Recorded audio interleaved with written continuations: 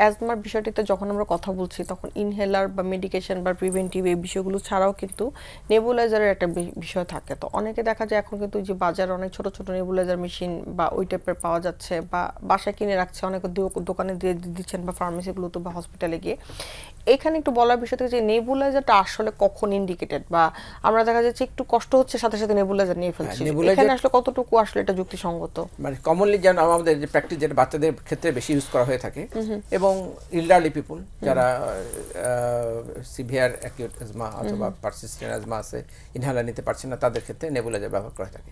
তো নেবুলাইজারের মধ্যে যে আমরা নেবিউলস যেগুলো দিই, যে ওষুধগুলো লিকুইড ফর্মে থাকে, সেটা আর ইনহেলারে যেটা দিই বা ট্যাবলেট ক্যাপসুল হয় কোনো ডিফারেন্স নাই, সেম একই জিনিসই, কিন্তু ফর্মটা আলাদা, লিকুইড ফর্মে দেওয়া থাকে ওখানে। সেটা সালবিউটামল থাকতেছে, ইপ্রাট্রোপিয়াম থাকতেছে, বুডিসোনাইড থাকতেছে, এইগুলো প্রিপারেশনটা থাকতেছে। এবং যখন এটাকে নেবুলাসের কাপের মধ্যে দিয়ে এটাকে জেটটাকে চালু করে দেওয়া হয়, তখন এটা একটা মিস্ট তৈরি করে।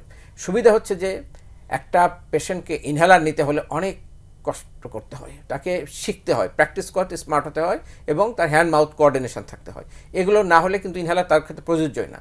যখন আমরা 6 বছরের বাচ্চাদের নিচে আমরা সাধারণত ইনহেলার দিয়ে থাকি না, চেম্বার দিয়েও খুব একটা ভালো কাজ হয়, তাদের ক্ষেত্রে নেবুলাইজার। অ্যান্ড 65 অ্যান্ড অ্যাবাভ বা 70 অ্যাবাভ, অনেকে আরও বেশি বয়স পর্যন্ত পারে যারা একটু কনসাস, কিন্তু তাদের যারা পারছে না তাদের ক্ষেত্রে কাজে আমি 3টা বি বলি আর কি, ছোট বাচ্চা, বুড়ো আর বোকা টাইপের যারা অ্যাডাল্ট পার্সনই কিন্তু কোনোভাবেই ল্যাক অফ তার ইন্টেলিজেন্স অথবা অন্য কোনো কারণে সে বারবার শেখানোর পরে বুঝতে পারছে না, তাদের ক্ষেত্রে আমরা নেবুলাইজারটাকে ইউজ করতে পারি। অ্যাটলিস্ট সিস্টেমিক ইভেন্ট যেগুলো ট্যাবলেট ক্যাপসুল প্রিভেন্ট করার জন্য আমরা যদি এই নেবুলাইজ ফর্মে দিই, নেবুলাইজ ফর্মে দিলে কি সুবিধা হচ্ছে, এটা একটা প্রায় 4-5 মিনিট বা 6 মিনিট ধরে আমরা নিচ্ছি, একটা মিস্ট ফর্ম হচ্ছে এবং একটা মানুষ সে বেঁচে আছে, শুধু তার কোনো ব্রিদিং ইফোর্টও তেমন নাই, তার কোনো কোঅর্ডিনেশনের প্রয়োজন নাই, শুধু সে শ্বাস নিচ্ছে বেঁচে থাকার জন্য, এই শ্বাসের সাথে ওষুধগুলো ঢুকে যাচ্ছে।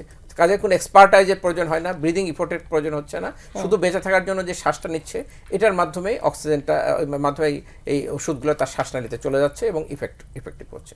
কাজে যারা সিভিয়ারলি অ্যাকিউট অ্যাজমা পেশেন্ট, কোনোভাবে শ্বাস ইফোর্ট নাই, একদম ইল্ডারলি পিপুল এবং paediatric lower paediatric age group, তাদের ক্ষেত্রে আমরা নেবুলাইজটাকে, কিন্তু আদারওয়াইজ যে মানুষটাকে আমি ইনহেলারও দিচ্ছি, আবার ইনজেকশন ট্যাবলেটও দিচ্ছি, আবার নেবুলাইজ দিচ্ছি, এটাকে ইরেশনাল। এটাই অনেক ক্ষেত্রে এটা আমরা পাচ্ছি যে একই সে ব্যবহার করতে, কারণ সে ইনহেলারটা নিতে পারে না বিধায় নিচ্ছে, ইনহেলার কাজ হচ্ছে না, সেটাকে আমাদেরকে আরেকটা মাধ্যমে আমাকে তাকে হেল্প করতে হচ্ছে, তখন নেবুলাইজার নিতে হয়। সো একই সাথে নেবুলাইজার ইনহেলার বা অন্য ওষুধ নেওয়ার কোনো প্রয়োজন নয় যদি সে নিতে পারে।